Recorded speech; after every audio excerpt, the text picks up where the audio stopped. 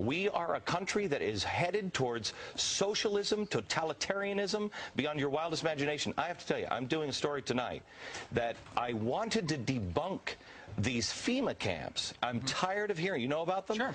I'm tired of hearing it. I wanted to debunk them. Well, we've now for several days done research on them. I can't debunk them. And we're going to carry the story tonight. I don't know anything about them. So it is our government, my business in California. And these FEMA camps are all over the U.S.? Yes. And they're all empty? Yeah.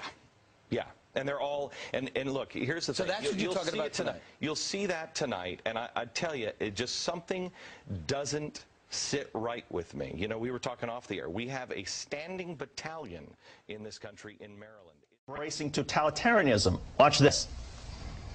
We are a country that is headed towards socialism, totalitarianism, beyond your wildest imagination. I wanted to debunk these FEMA camps. I'm tired of hearing. You know about them? Sure. I'm tired of hearing. I wanted to debunk them. Well, we've now for several days done research on them.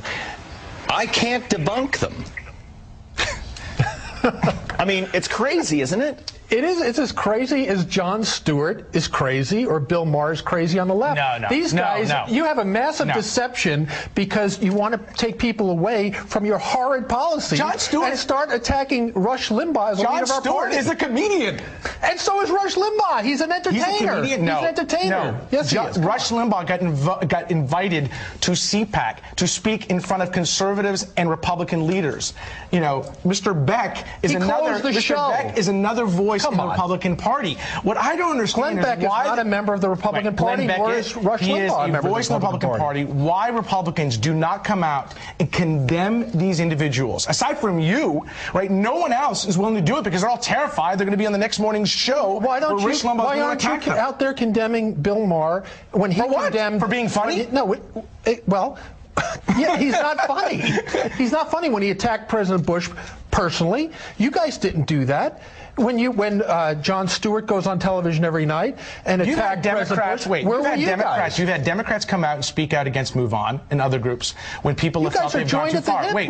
No, that's not true. You've had Democrats come out and criticize when they felt you had leaders in the Democratic Party come out and willingly say this went too far. There's no one in the Republican Party at a leadership role who's willing to do that. Not Michael Steele, not Representative Cantor, not Senator Boehner. I'm sorry. Senator McConnell, not Representative Boehner, no one. They're not willing to do it. And the reason why should we give these guys the type of credibility that you're trying to give them? It's not giving them credibility. Yes, it is. It's speaking the truth, the reflection of reality. Why is it so difficult for people to say, as you just did, that this is wrong? When Glenn Beck is out there suggesting that there's going to be totalitarianism and concentration camps, when others are making these sort of crazy claims, why is it so difficult for Republicans to say, let's not make it personal, let's keep it on the policy? Because these people are not members of our party. They're not the leaders of our party. What are we going to spend every day trying to apologize for entertainers? But shouldn't there be some standards at some of these other networks? I mean, that's a problem, isn't it? There should be standards at all networks. Now, see, but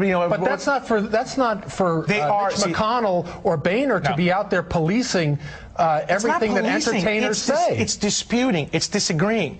The reality is Rush Limbaugh actions speak louder than words. Rush Limbaugh is a powerful voice in your party. And the leaders of the Republican Party are unwilling to condemn the vitriolic things they say every single day. Let's talk about Dick Cheney for a second. We surround them. And the last one is the government works for me. It's not the other way around. They answer to me. I don't answer to them. I think a lot of people feel like they're alone and they just want to give up. Well, tonight, we're going to change that. I'm here to tell you something important, and that is you're not alone. It's Glenn Beck Friday on the Fox News Channel, and it's something about how you are not alone. You know, and you've seen the Glenn Beck program, right? I mean, he does things like this. Well, today for this Glenn Beck extravaganza, and I don't even know what the heck the thing is, they have this satellite truck over here. Now, that's the kind of satellite truck we use all the time. That's very normal. It's a regular, everyday satellite truck. I've worked in those all state. But look at this thing. Look at this. I mean, is this for his ego? What is it again? You're not alone. We surround them. Yeah, we surround them. You are not alone. See, I love the program, but I don't listen to it. Like we don't actually listen. We just watch it. It's great. A minute ago, I was showing you these satellite trucks, suggesting that Glenn had a satellite truck now as big as his program and his head. But that's not his satellite truck. It turns out Will Ferrell does a one-man show right down the street. Behind our building, there's a big jib camera. There are people standing in line waiting for whatever this... I bet they're serving food. They might have food. They might have food. There's more of our little program. Wait.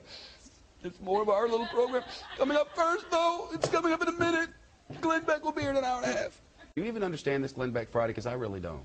I'm excited. Well, I do, and what pains me, and you know, Shep, how highly I respect you, is you seem upset by Glenn Beck Friday. I mean, Glenn is a meteor here at Fox News. He is the greatest star of all time, and I am here You seem to be begrudging. You're begrudging him his success. Well, there's an enormous event happening here in an hour, and I can't wait. And if people want to begrudge, if people want to think I'm a hater because of that, then.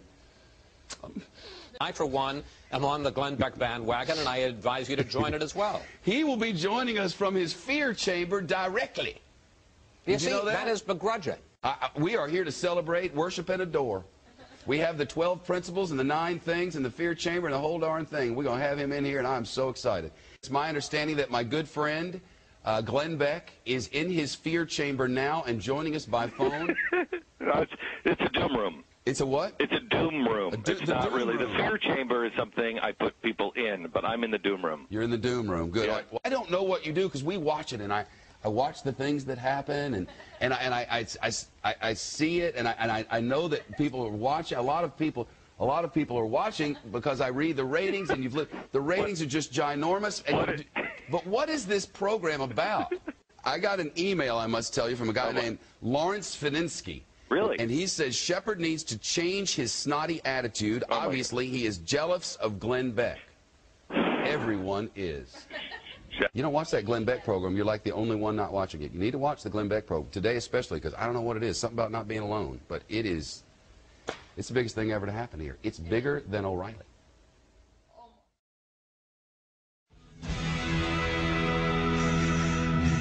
The group is responsible for over 50 attacks on U.S. soil and has over 35 compounds right here in our very own nation.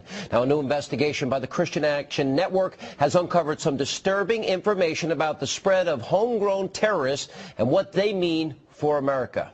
All of that plus the great American panel. Hannity starts right now. And welcome to the New World Order.